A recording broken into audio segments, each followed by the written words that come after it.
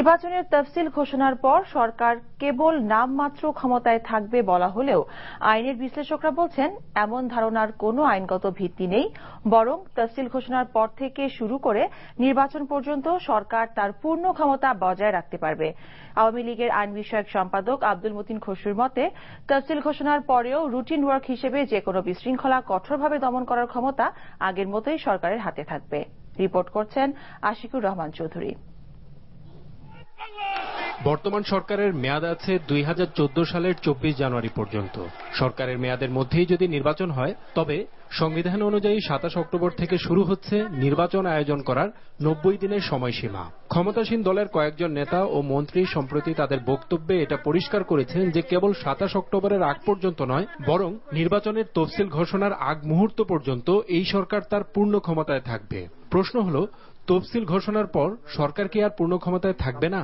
তফসিল ঘোষণা করার সাথে সাথে এই বর্তমান বিদ্যমান যে সরকার কোনো মৌলিক কোনো সিদ্ধান্ত, মৌলিক কোনো কাজ করতে পারবে না। তারা শুধু রুটিন ওয়ার্ক করবে, যেটাকে বলে নামকাও আসতে মন্ত্রী, প্রধানমন্ত্রী বা এমপি থাকা আর কি। তবে সংবিধান বিশেষজ্ঞ ডক্টর শাহাদিন মালিক ঠিক বুঝে উঠতে পারছেন না যে তফসিল ঘোষণার আগের সরকার আর তফসিল ঘোষণার পরের সরকারের মধ্যে কি পার্থক্য।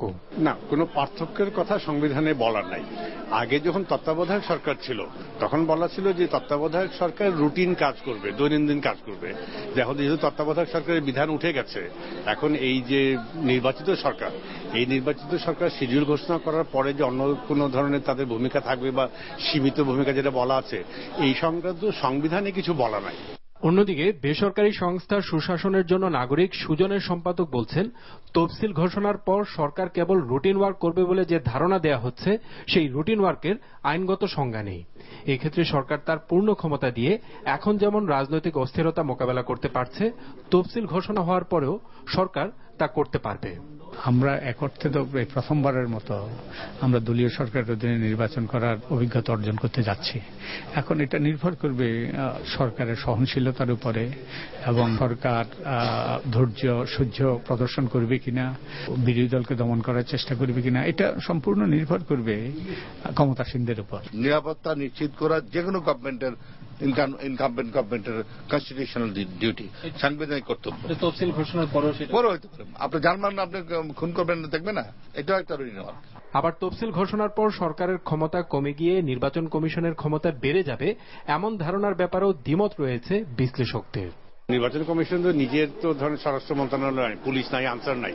নির্বাচন কমিশন আইন শৃঙ্খলা, নির্বাচনের সময় আইন শৃঙ্খলার জন্য তো সরকারের কাছেই সাহায্য চায়। অতএব ওই যদি কোনো আইন শৃঙ্খলা পরিস্থিতি তৈরি হয়, এটা ওই সময় সরকারের দায়িত্ব হবে সাধারণভাবে। 25 তারিখ পর্যন্ত আমরা দেখতে চাই। নির্বাচনকালীন সরকার নিয়েই যখন অস্থিরতা চরমে, তখন এই অল্প সময়ে নির্বাচন কমিশনকেই বা কতটুকু শক্তিশালী করা যাবে, এই নিয়েও সংশয় রয়েছে বিশ্লেষকদের।